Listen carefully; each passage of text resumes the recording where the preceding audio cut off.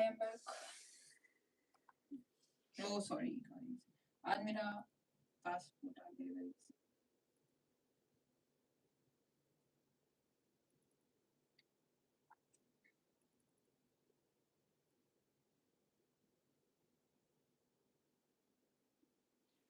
I'm live, right? Weird. I'm live.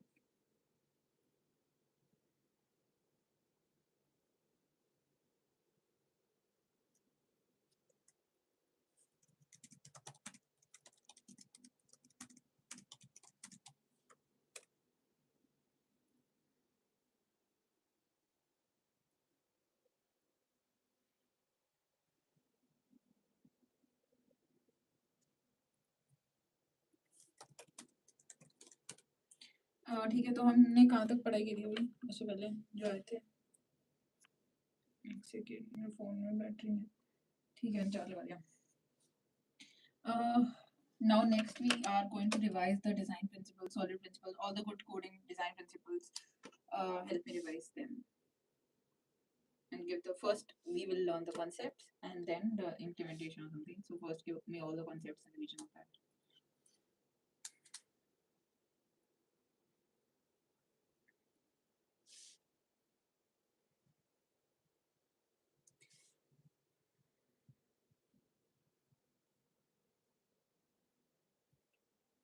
So first we are going to revise solid principles.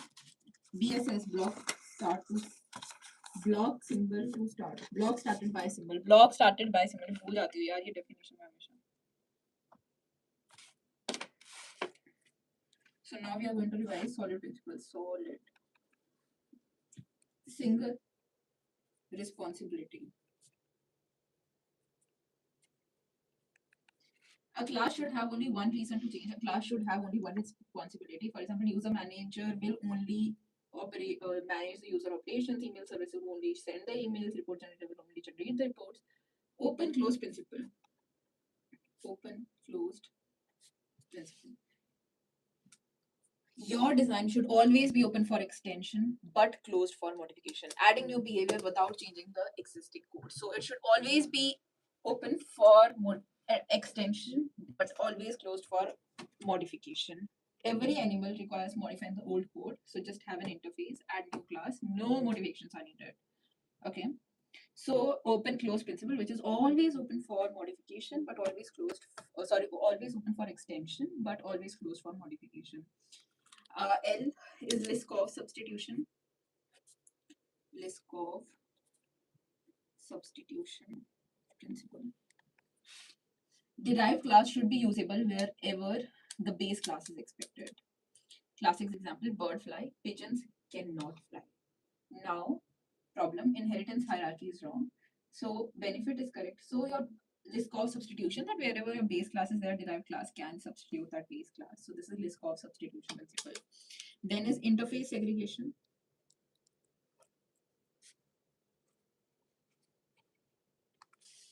So what does it say? Clients should not depend on methods they don't use. Make interfaces as small as possible so that they don't depend on one another. Okay. Interface segregation principle. Clients should not depend on methods they don't use. This is interface segregation. For example, robots must implement it. Robots makes no sense. So you should make small focused interfaces for cleaner design, less coupling, less unnecessary implementation for abstraction, and these dependency inversion.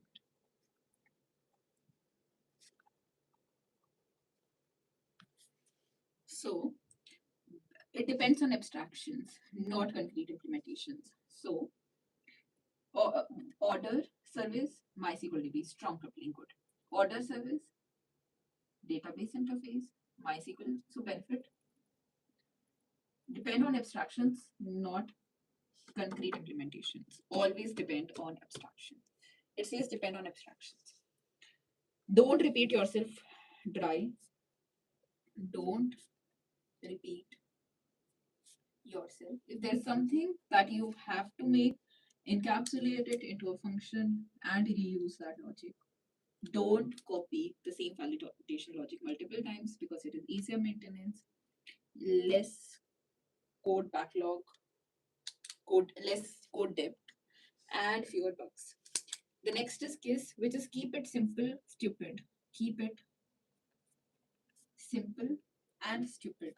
That means always start with the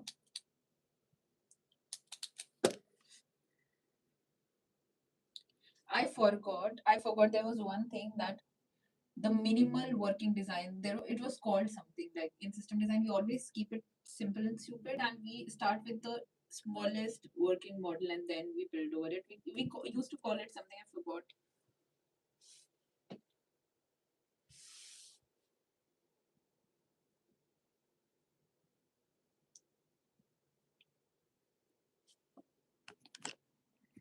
These are what we've started now.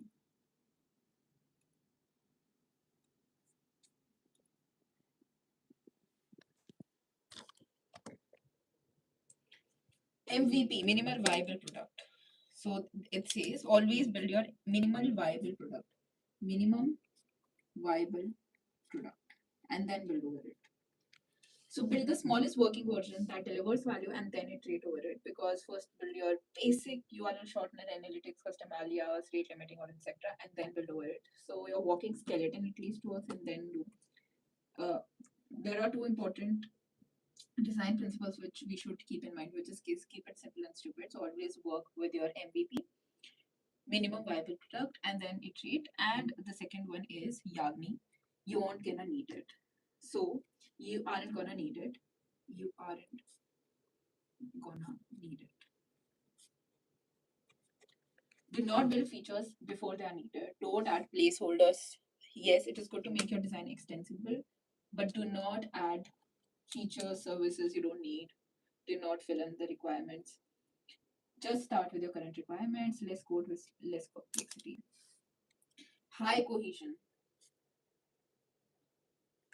How related responsibilities inside a module are. For example, email service, send, retry format. All email related, like high cohesion, bad. Send, delete user, low cohesion. Goal is always high cohesion. Everything should be related. I also want to understand why in like architecture, why do we ensure like why want to ensure high cohesion? Like why?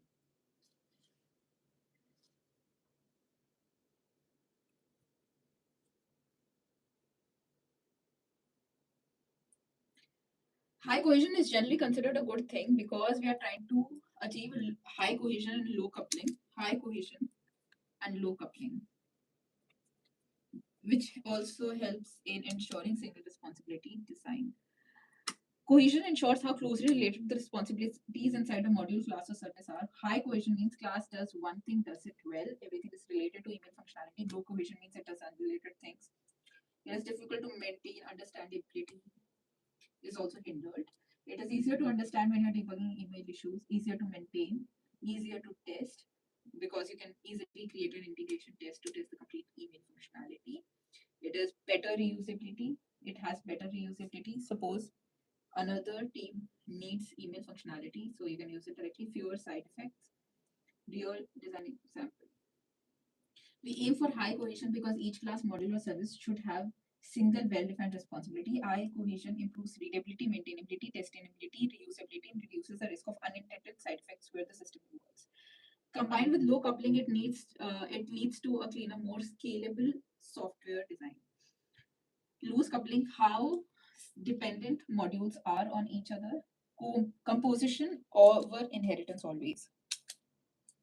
Composition, because this naturally supports loose coupling over inheritance.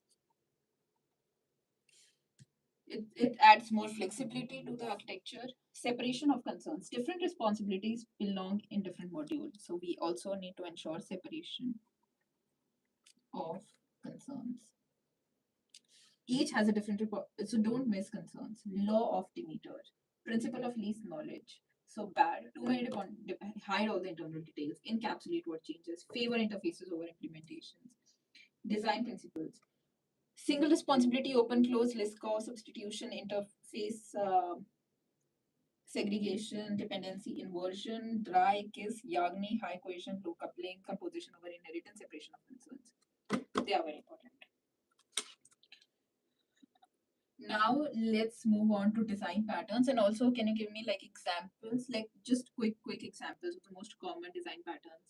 Although I've studied them like an year back, but I just want to revise everything.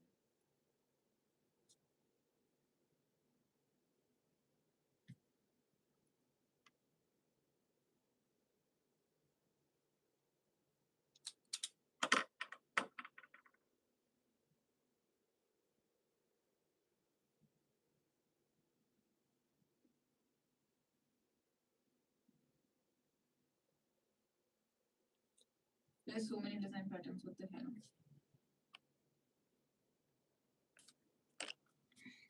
These are very important.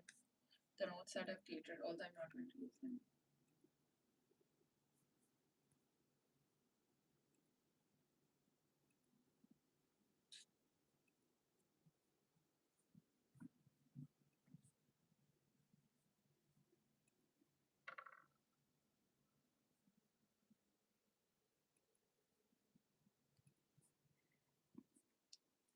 So guys,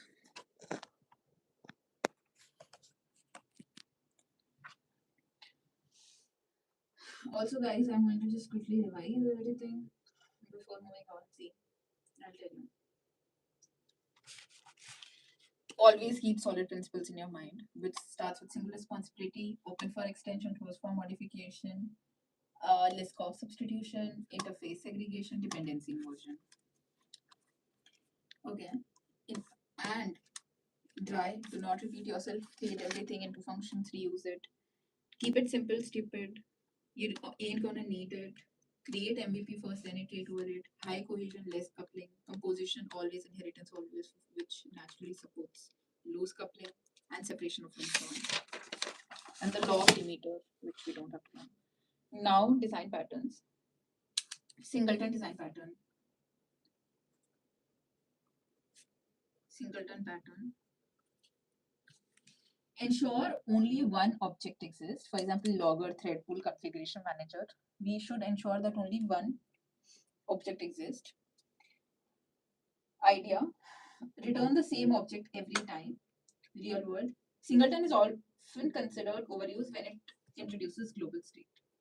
Also, in the singleton design pattern, can you tell me how to handle concurrency? Like there was something related to it, locks and all of that. Can you tell me in detail about it? I forgot everything with example.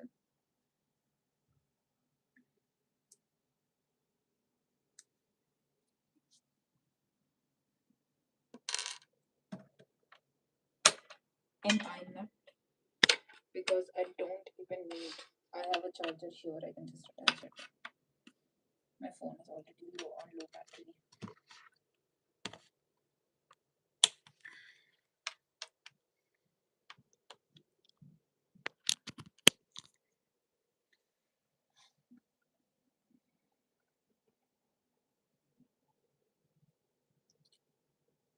Singleton ensures only one instance of a class exists. Global access point to that. So you have a singleton class. That object, this is the constructor is private. You have a get instance which returns a singleton and which is an instance. By reference, you have a static instance, you return that instance. Usage, both refers to the same object. What does, suppose we implement, goes a static. Why does consider, suppose we implement singleton 19.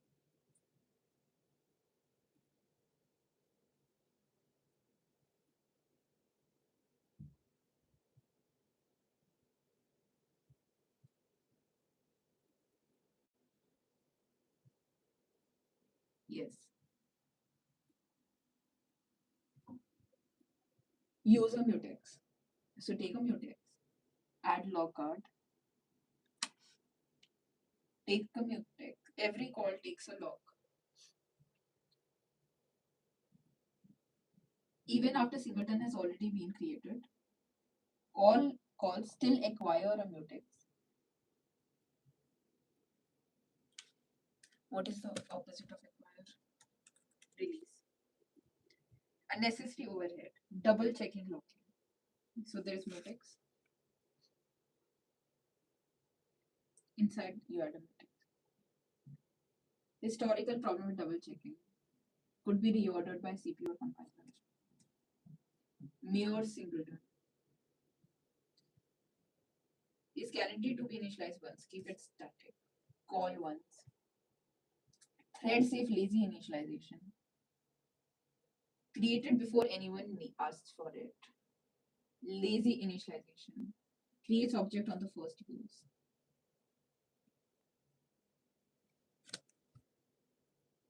Where is lazy initialization? Created object. Yeah, fine. Got it. Singleton pattern, done. Factory pattern.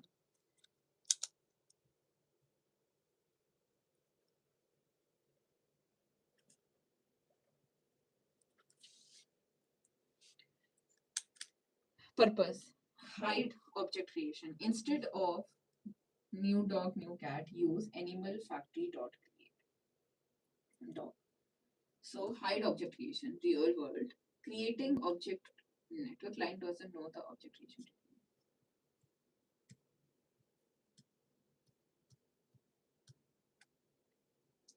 Listen, can you give me with like more concept? Like you just giving me 2 3 points. How will I understand with that? Can you give me more conceptual?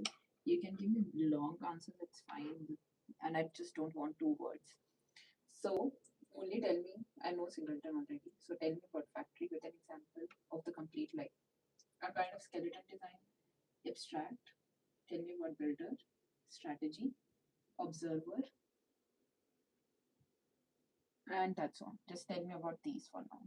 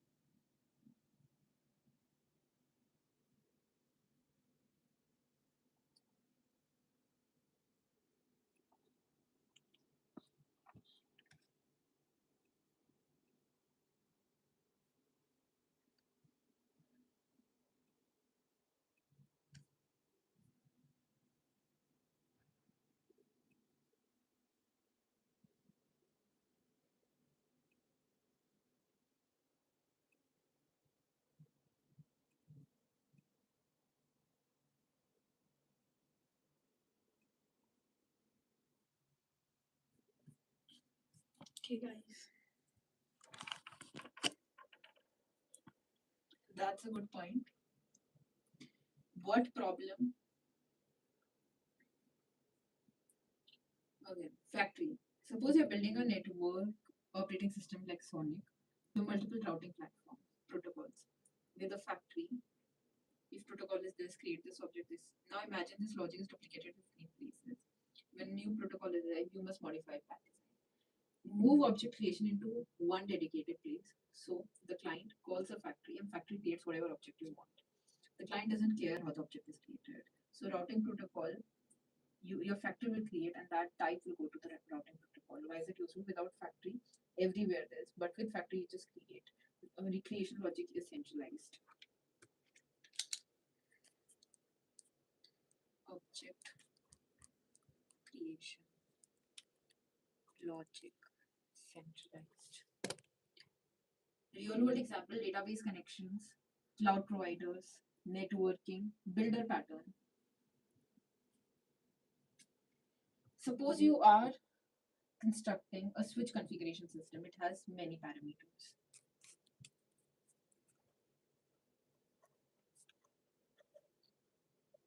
Without builder, problems hard to read, easy to fix. Core idea. Build object step by step instead of use this set. Mental model. Imagine ordering a pizza. You don't create the pizza, you choose the toppings, you choose size, cheese. This is similar to built-in. So you have a skeleton design and you use that. Complex objects, lot of optional field, for example, port, specs, configs, you just use the builder design pattern. Then we have strategy pattern. This is one of the most important patterns. The problem. Suppose you are creating routing path selection. Different algorithms are already there. Separate each algorithm into its own class, like shortest cost log balance. At runtime, choose one. Routing strategy this. The routing engine doesn't know the detail. It simply calls strategy compute road. New algorithm, add class, no modification, support open close principle. The strategy at runtime is decided with strategy design pattern. For example, payment system. You want to pay with the UPI card, Paytm, different strategy patterns, and compression is this different. This routing different. Vary at runtime without changing the client code. Observe a pattern. Hello. Hi. Probably the most used design pattern distributed systems. Yes, I've used this. So my last company used it everywhere. Observer design pattern. Suppose interface status changes. So there is an observer and there's a callback function attached to it and there is a listener. Suppose interface status changes. Now many components care. How do you notify? By notifying hard-coded developer. So there's a publisher and there are many subscribers. The telemetries, for example, good publisher, and all the subscribers are monitoring, Prometheus, Grafana, routing, DB, all of them are subscribers. Interface knows nothing about subscribers, it simply publishes event.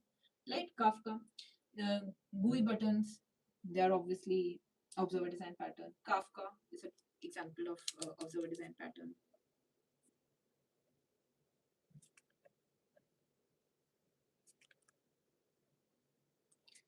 CPU spike and all of the telemetry, monitoring system, they are observer design pattern.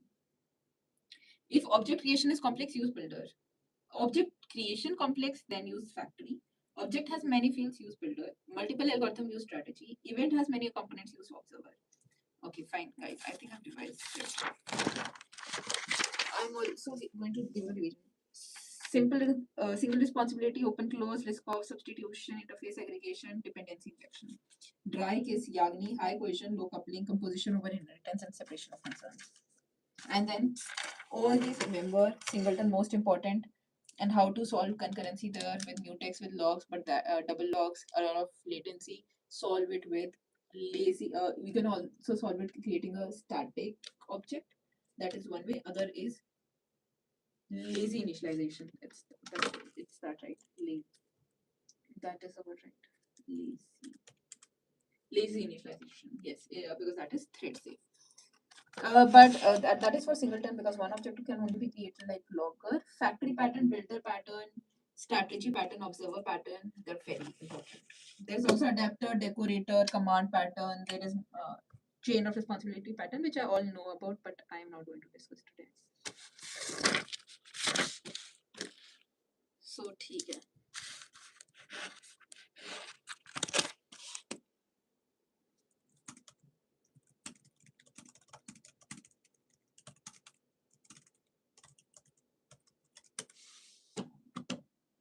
Not always one.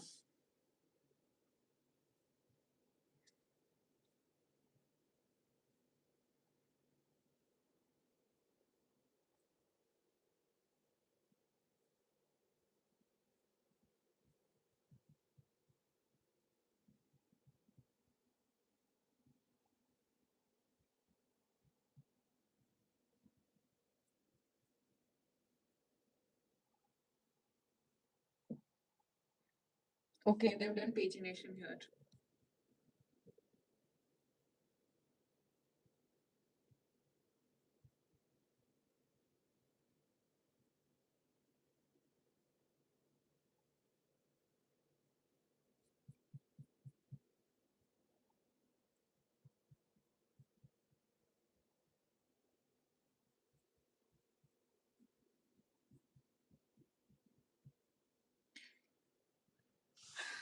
Very important: process, threads, synchronization, memory management, and system calls. Process is a program in execution. Example: Chrome, Spotify, Vim. Each running program is a process. Each running program is a process. A process contains code segment, data segment, DSA segment, stack, heap, registers, and all of this.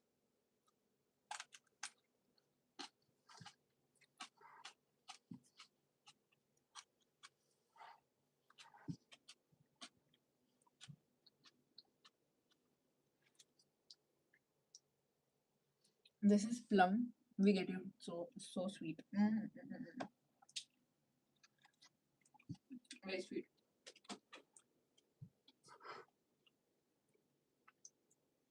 A process has its own code segment, data segment, PSS, hacks, heap, stack, registers, program counters, open files, etc.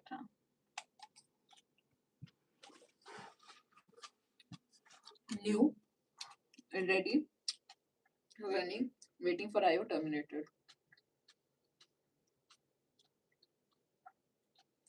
So what is process? It's a program in execution. It has its own BSS segment, data segment, stack, heap, registers, control unit. Sorry, it's not OS. Text and code segment. Process states new, ready, running or executing, blocked or waiting, terminated. Ready. It is ready to execute. It is waiting for CPU. Running. It is currently running. Wait. It is waiting for disk IO, network IO, input, user input lock.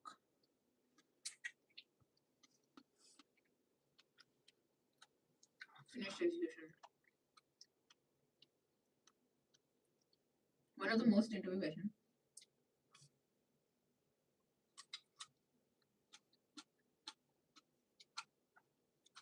Program, counter, stack pointer, register, kernel involvement.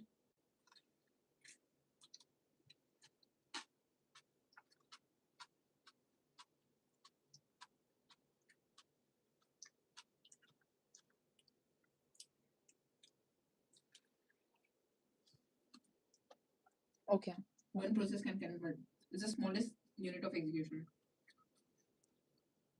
Process has its own memory, its own space, its heavy weight. Inter-process communication is required. Better isolation. Shares process memory. Lightweight. Simplification. That memory shading. Less isolation. What is shared between threads? Heap. Stack is not shared. Heap. Global variables. Code segment and open files. Wow, nice. So the registers, DSA segment, data segment, which are its own, they are not shared. Stack, register, program counter are not shared.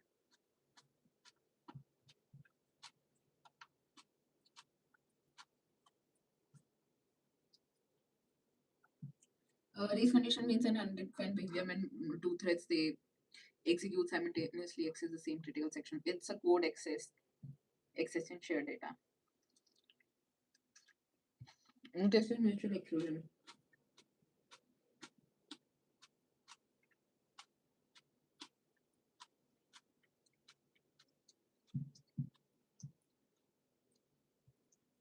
Very important question. Mutex versus semaphores. So semaphores can be of two types. I remember it. Binary and counting. But binary semaphore and mutex are different.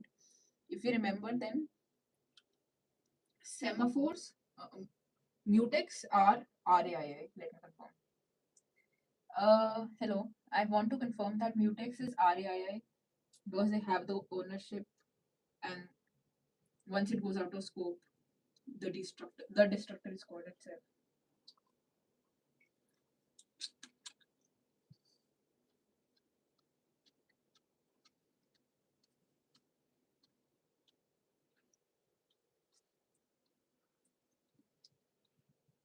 Hmm. Log guard is RAII, not mutex. Mutex itself is not typically considered a RAII object. RAII is lock wrapper. that manages the mutex. So you create a mutex, you lock it in the critical section, which acquires a lock, and then you unlock it, which releases a lock. You manually call lock and unlock. If an exception occurs, you catch it. The mutex remains locked. This is exactly the problem RAI is meant to solve. RAI solution, lock guard. So you have a mutex, you have a lock guard, critical section, lock guard destructor automatically unlocks mutex. What happens? Constructor, internally lock guard, lock. Destructor, when the scope ends, lock guard destructor is automatically called. This is classic RAI. So what is RAI? We already know. So lock guard is RAI pattern is lock guard and unique lock. Right.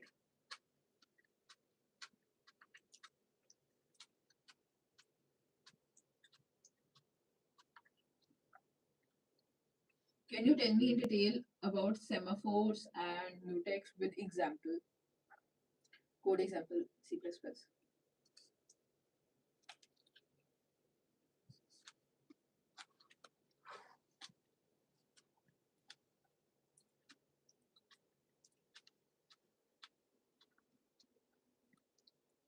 Mutex protects a shared resource which is called critical section. They they have ownership. So one resource, one owner at a time, which is thread.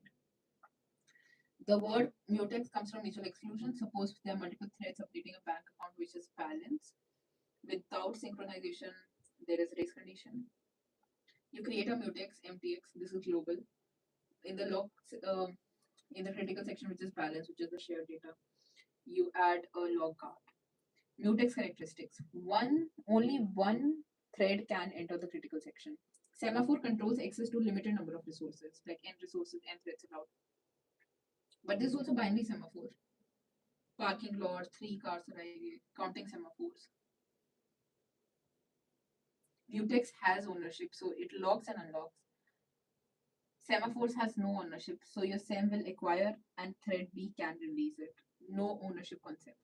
Producer consumer problem. One of the most common semaphore interview example. Buffer size, producer adds it, consumer receives it. This is classical semaphore use case. Mutex alone cannot solve it. But there are two kinds of semaphores, right? So binary semaphore and counting semaphore. Can you tell me a bit more about semaphores? Because I have not seen anyone using semaphores in C++. I don't know. I've seen mutex and log cards.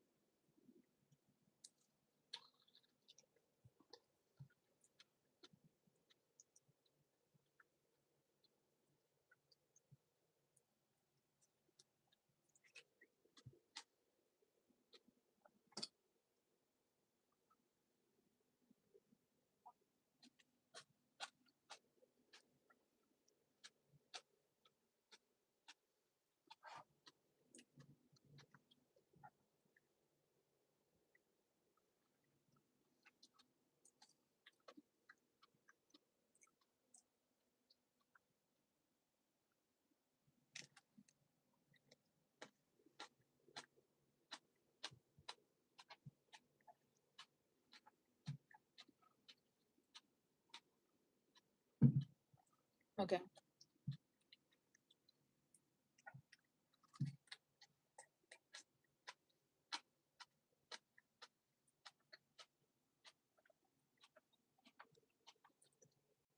The four necessary conditions for deadlock: mutual exclusion, hold and wait, no preemption, circular wait.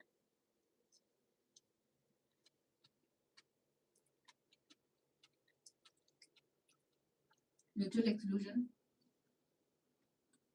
hold and wait, no preemption, circular wait.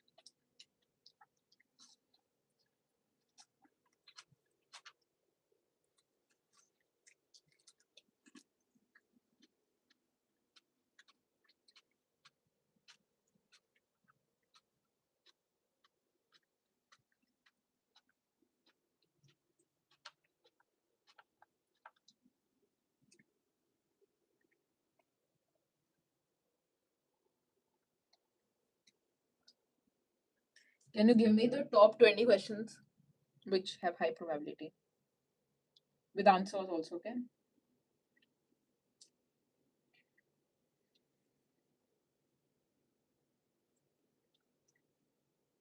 Can you tell me about the difference between multi-threading and multiprocessing?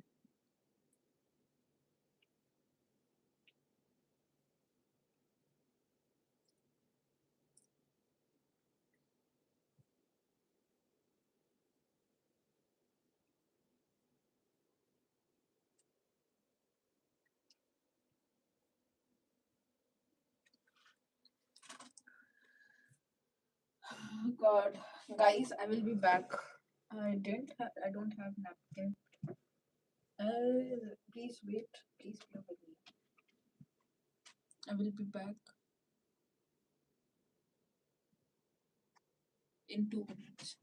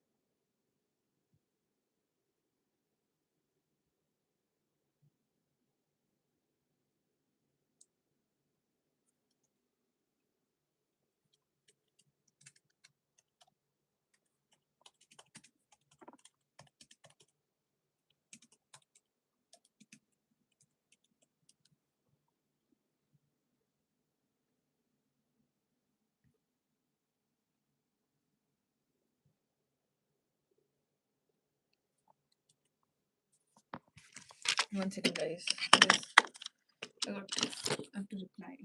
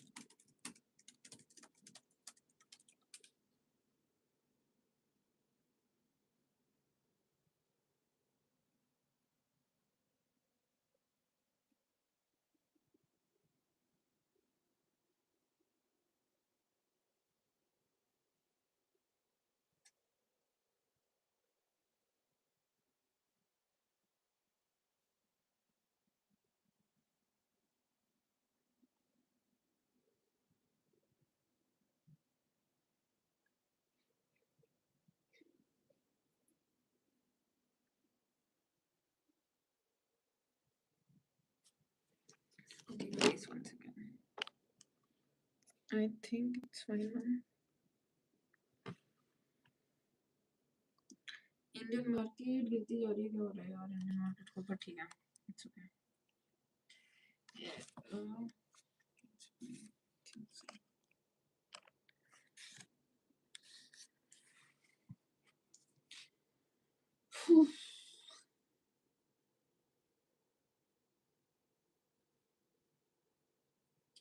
What is the difference between process and thread? Process is lightweight. Process is heavyweight. It is program and execution.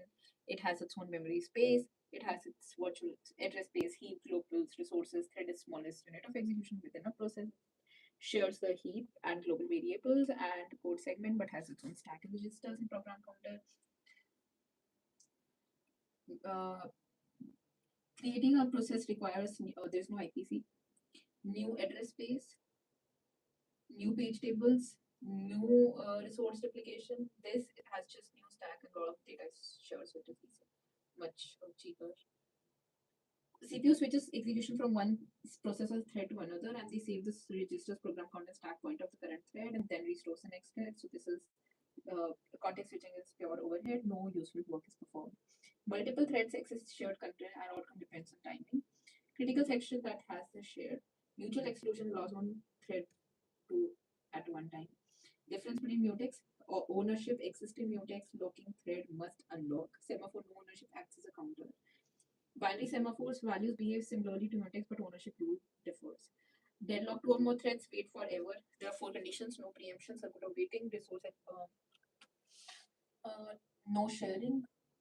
What was the fourth one? No preemption, circular wait, mutual exclusion, hold and wait. Mutual exclusion, hold and wait, no preemption, circular wait. But just acquiring the lock in fixed order. Starvation, a thread never gets CPU resources for a long time. Virtual memory abstraction that gives each process its own address. Process thinks its own entire memory, actual memory shared, and the virtual address is converted to physical address using page table. Why do we need it? Because process cannot corrupt each other's security and simplicity. Paging, memory divided into fixed size pages. Virtual maps, page fault, process accesses pages which is not in the RAM. Page fault is expensive because disk access is involved. Difference between user mode, it is user mode is restricted privileges. It cannot access hardware directly. Kernel is full privileges. System call, interface between user space and kernel. For example, read, write, open socket. For creates a new child process. What is exec? It replaces the current process image with another, with a child, zombie, orphan. Why does each thread needs its own stack? Because our thread specific sharing stacks would corrupt the execution.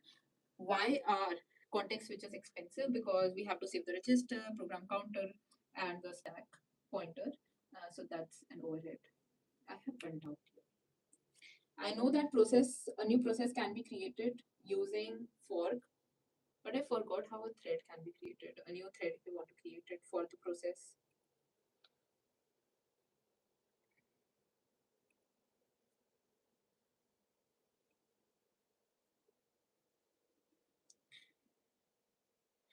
Okay, multi-threading, multiple threads run inside the same process. They share the same memory heap, global variables, code segment. Multiprocessing means multiple independent processes run. Each has its own memory, stake, cap, resources.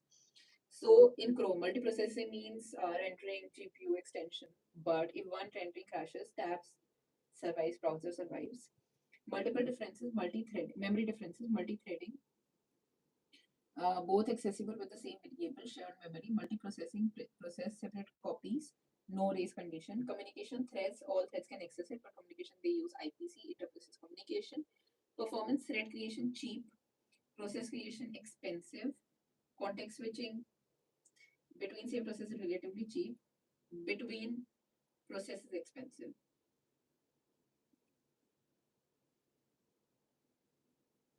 Fault isolation,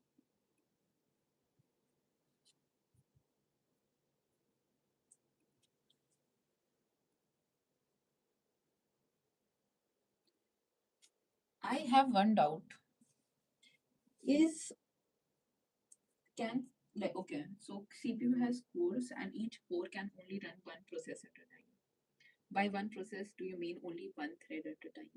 Like I want to understand in multiprocessing and multi-threading because I know for distributed services, every partition, every process works on a different machine altogether. But multiprocessing and multi-threading, they can work on the same machine. So how does OS delegate and execute in what order? I'm confused.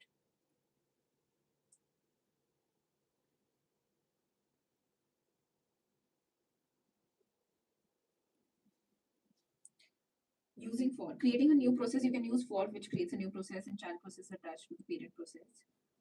But uh, we can use clone also. How to create thread? Before C++, people would write PT thread, which was common, with which they can create a thread and join it. Process is created with for new address space, new page table. That was very expensive. Thread we can create it with PT thread, create or just STD thread. New stack, new register, shares existing process resources. Why are threads dangerous? Because they share memories. There's a lot of race condition concurrency involved. I think I'm done with OS fundamentals. Can you recommend best sources that teach DSA in Python? Mm, I you If can you're looking to learn data structures and wait, algorithms in Python, wait. a few trusted I'm not sources. asking you. Wait. Oh what the hell? What? No, I didn't ask. Fine. Yeah, you can do lead code, or but you can learn from YouTube, and then you can do lead code. Hello, Manisha. Hello, Manisha. So we have revised OS fundamentals. CPU don't execute processes. CPUs execute threads. Many beginners think that CPU core is process, but the reality CPU core is thread. A process is mostly a container that owns memory, files, socket resources. The actual execution unit is a thread. Imagine a four-core machine. At each instance, each core can execute one thread. So a four-core CPU can execute four threads simultaneously. Single process, single thread. A process A has one thread. One core is utilized. Single process, multiple threads. OS can reschedule it using all cores, which is called multi-threading. Multiple processes. This is called multiprocessing. CPU executes, CPU contributes. What if there are more than threads than cores? Then CPU schedule it, and there are many scheduling algorithms for that. Run process. This is scheduling entities. Why do processes exist? Processes exist only for memory isolation, and they cannot directly corrupt each other's memory. Hyperthreading. Every partition, every worker, exactly imagine this. Each machine has thread cores. Let's say I didn't create any. I just uh, I have a doubt. Let's say that I just created a CPP file. I just added an int main. I just added a function to add two numbers. I created that. How will CPU internally create one process for that complete, or it will create one process per function? Also, because I'm not done any multi-threading, I'm not creating any thread, but CPU core only runs thread. So will internally one process means one thread which will be created by the OS.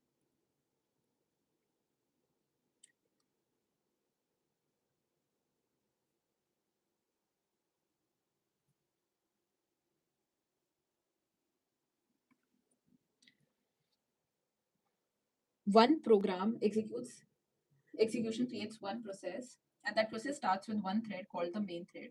Functions do not become processes or threads. So you created this. When you run it with a.out, OS creates process P1. Inside there is main thread. Only one thread exists. What about add? Many beginners think that they might create separate threads. They do not. The main thread simply execute instructions one after another. Visualizing the call stack. So main thread, which is the main, and when we add it, it gets added to the stack. When is another thread created? Only when you explicitly ask for one with std thread. Relationship between process and thread. Process always has at least one thread. Your program creates two. When what does CPU execute? It executes the main thread.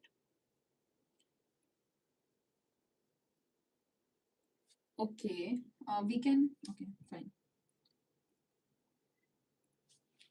Okay, thank you. We can now start with networking fundamentals revision.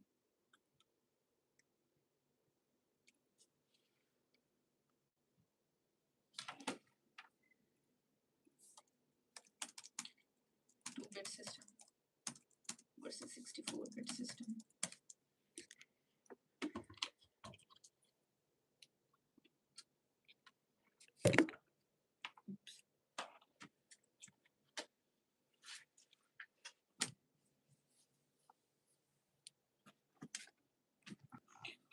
A 32-bit system means the CPU primarily works with 32-bit registers and addresses. A 64 means this. The practical difference is how much memory can be accessed. What is 1 bit? It's this. Memory addresses. Every byte in RAM has an address. The CPU uses memory address to access data. 32-bit system address size is this. So the result is these many addresses, 4 GB. So a bit can directly access roughly this RAM. Okay. 64-bit, this. Suppose machine has 16 GB RAM and OS is 32 bit processed at a time. Pointer size difference. Oh, it's 32-bit. So it's 4 bytes. Pointer size difference. CPU registers are working storage inside the processor. Typical register can process 32 bits at once.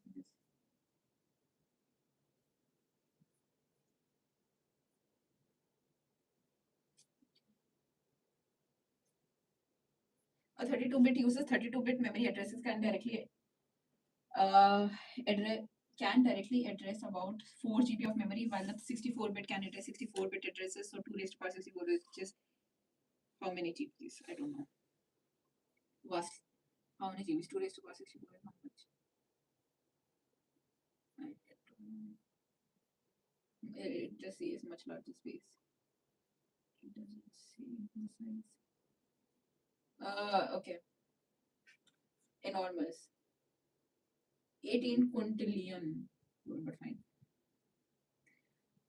The key practical advantages is to support much larger memory and improve handling of large applications and datasets. Hello.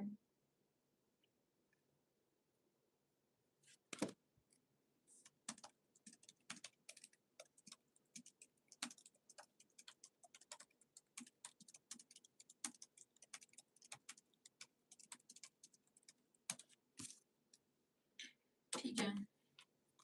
Noise.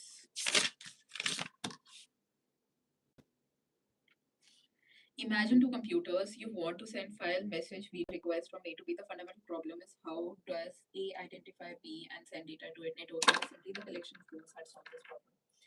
What actually travels on the network? Suppose you said hello, the network doesn't understand hello, it converts it into zeros at once. So hello becomes this. These travel through cables, Wi-Fi, fiber, etc. The first problem, suppose you have this. If laptop wants to talk to C, how does it identify C? We need an address. This leads to first important concept, which is MAC address. Every network card, NIC, network interface card, has a MAC address which looks like this. So this is like an IP address. No, this is a MAC address. Think of it as employee ID inside a company, unique within a local network. So every network card has a MAC address. Now devices can identify each other. Ethernet frame. When laptop A sends data to laptop B, the data is grabbed inside an Ethernet frame. What is switch? Now imagine this. All are connected with switches. The switch's job is to receive frame, look at destination MAC, forward the frame. Example. Suppose A to B, destination MAC is B, switch becomes C's destination B forwards only to B. This is called layer 2 switching. Limitation of MAC address. Now imagine Office London, Office Dublin, Office New York, millions of devices. Can we use MAC address globally? No. MAC addresses are only useful for local network. We need another address which is called IP address. This is where IP comes in. Internet protocol. MAC address is only for your local network, but IP is for works globally. Your laptop has an IP address, Google server has an IP address. Now your machine can identify Google anywhere in the world. Why do we need both MAC and IP? This confuses many people. Think postal system, your house. This is like IP. Once mail reaches your building, this is like MAC. In networking, IP tells which network, MAC tells which device, router. Now imagine home network this, and Google network this, different networks. A switch cannot help. We need a router. Router's job: receive bucket, check destination IP, choose next hop, forward the packet. This process is called routing. Switch versus router. This is the most important distinction. Switch works with MAC addresses, works with the same network. It works with NIC. Router works with IP addresses, connects different networks. Switch forwards frames between MAC addresses based on MAC addresses. Router switches forwards packets based on IP addresses. How does your computer knows Google's MAC address? It doesn't. This is extremely important. Your machine never learns Google's MAC address. Instead, laptop goes to a home router, which goes to a ISP router, and more routers, and then to Google. So each hop only knows the next hop address. ARP. Your laptop knows this, which is the router IP.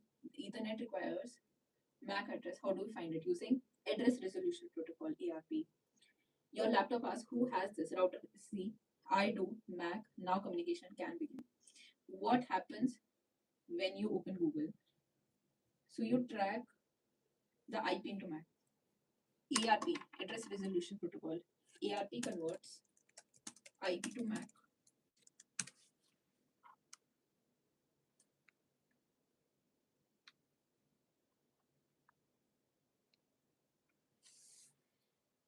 Is used to convert IP to MAC within the same local network, which is LAN.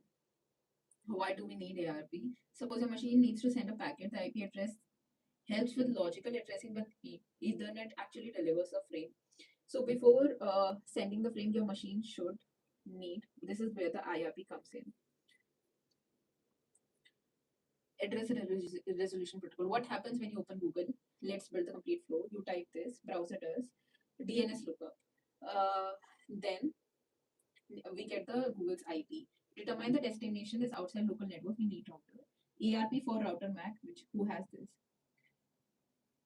Sends a packet to router. Router forwards packet across internet. Packet reaches Google. Google responds. Single flow DNS ARP MAC IP router switching all together.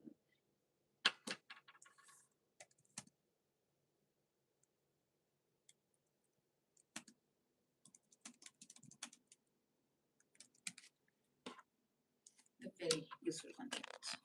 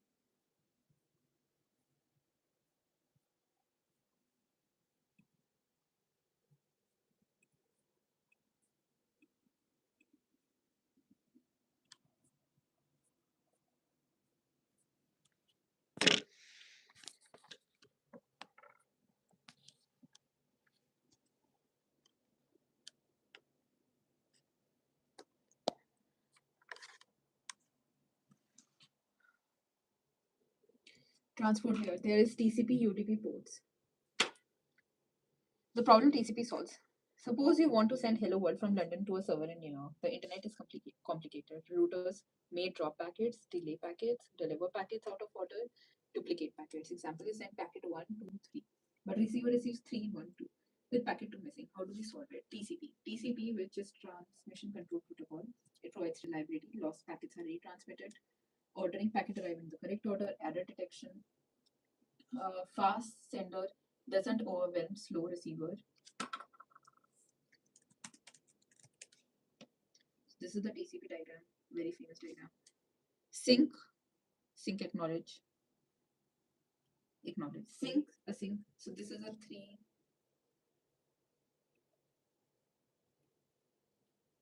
three-way handshake protocol. It's a foundational transport layer protocol that ensures reliable, ordered, and error-check delivery of data across applications across the network. It's a three-way handshake: sync, acknowledge from the server and the client. TCP is congestion control, flow control. TCP is connection oriented. Before data transfer starts, connection must be established. It's a three-way handshake, very high probability. Sync, client sends sync. Can we start talking? It sends acknowledge. Client receives acknowledge. Why not just two messages? But server doesn't know. Server receives it. Server acknowledges. But server doesn't know whether client received it. Needs third acknowledgement. Port. Now another problem. Suppose your laptop has Chrome, Zoom, Slack. All of them use networking. Packet arrives. How does OS know which application should receive it? We do it with ports. IP plus port. So this is the example. This is the IP. Different identifies the machine, and port is 443. Think of it like apartment building, and this is your apartment number. Common ports: HTTP 80, HTTPS 443, SSH, DNS, UDP. Now let's understand UDP. Suppose you're watching a football match, packet is lost. Do you want to wait, retransmit, or delay, or keep playing? Therefore, TCP is not idle. UDP characteristics.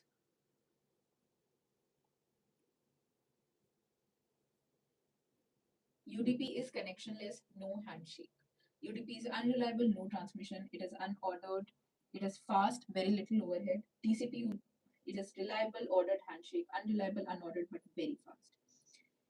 TCP used when correctness matters, like web browsing, SSH, email, but when speed matters, like video calling, streaming, gaming, DNS, YouTube lives, DNS. Now let's understand DNS.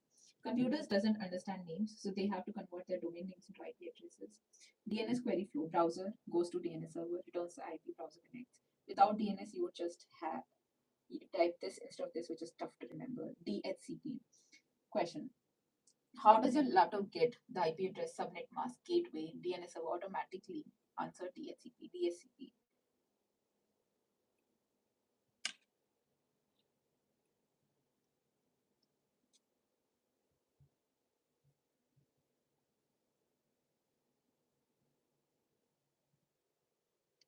Now we type this: DNS, TCP handshake, ARP, send router forwards, Google receives, response.